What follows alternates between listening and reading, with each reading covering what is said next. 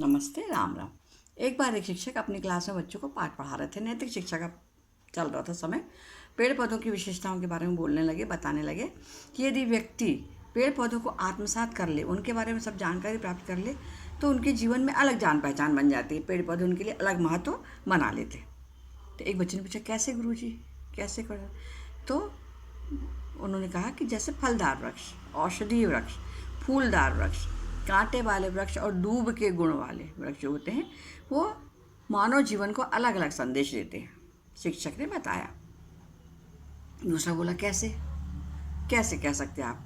तो शिक्षक बोले, जो आपको फल देते हैं, जो फलदार वृक्ष देते हैं, वो आपको ये बताते हैं कि हमें दूसरों को देना चाहिए, परोपकार करना चाहिए। यदि हम उनका गुण अपना लें कि हमें किसी को देना है, फल देना है, किसी को अच्छी अच्छी बातें बताना है, तो वो आपको हम एक शिक्षा देगी कि हम बहुत अच्छे दूसरों की मदद करने वाले बन गए, है ना। अन्नदाता भी बन जाता है कि चलो हम देने वाले हैं तो हम अन्न दे रहे हैं लोगों को। तो अन्न का मतलब ये कि हम दूसरों की मदद कर रहे हैं, ना, दूसरों को भूखे को खाना खिला रहे हैं, या किसी प्रकार से भी हम किसी की मदद कर रहे हैं। तो वो बन गया किसान।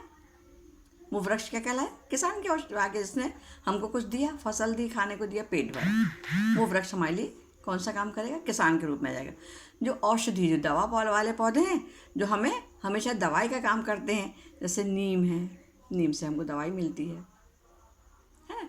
बेल का पौधा है, बहुत सारे वृक्ष हैं जो हमें कुछ ना कुछ दवाई के रूप में हमारे काम आते। तुलसी हमारी दवाई के काम आ जाती है।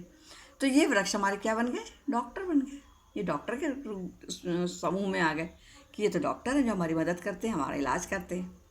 और सुंदर फूल और खुशबू वाले पौधे हमें गुण का आभास कराते हैं कि हमें सबको खुश रखना चाहिए, सब जगह खुशबू फैलाना चाहिए, अपना व्यवहार अच्छा रखना चाहिए। तो ये हमारे खुशबूदार पौधे हो गए जो हमेशा इस श्रेणी में आते हैं कि हम दूसरों को खुश रख सकते हैं, अपने स्वभाव को बहुत अच्छा बना सकते हैं।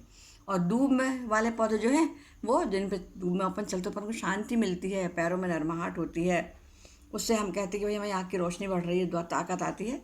ये पौधे भी इसी श्रेणी में, शांति मिलती है। तो ये पौधे हमें शिक्षक और संत की श्रेणी में आते हैं कि वो हमें दे रहे हैं, शिक्षा दे रहे हैं, हम उनके ऊपर चल रहे हैं, तो उनसे हमें कुछ ना कुछ मिल रहा है, शांति मिल रही है। इतना कहकर शिक्षक चुप हो गए। उन्होंने बताया, फूल सब बता दिया उन्होंने। पर इसी बीच एक बच्चा उठकर बोला, शिक्षक चुप हो गए। इसी बीच एक बच्चा उठकर बोला, जो लोग सुरक्षा और के माध्यम से लोगों को बचाते हैं, जालिमों से उनकी रक्षा करते हैं, वे सेवा करते हैं, हमारी हिफाजत करते हैं, उनको मान सम्मान, स्वाभिमान और सत्य की रक्षा करते हैं, वे कांटेदार पेड़ पौधे होते हैं। कांटेदार पौधे के समान होते हैं, जो देखने में कांटे लगता है, परंतु वास्तव में वो समाज में हमेशा सुरक्षा की भावना से ही काम करते पहुँचाते। कांटेदार पौधे को हम कभी नहीं छूते, फूल से दूर रहते हुए हम सुरक्षित रहें। ये पौधे हमें ये सिखाते हैं कि हमारी सुरक्षा के लिए ही लगाए गए हैं, तो ये सुरक्षा की श्रेणी में आते। गुरुजी बोले, बहुत अच्छा बेटा, आपने बहुत अच्छा उदाहरण दिया, और वो बहुत खुश हो गए।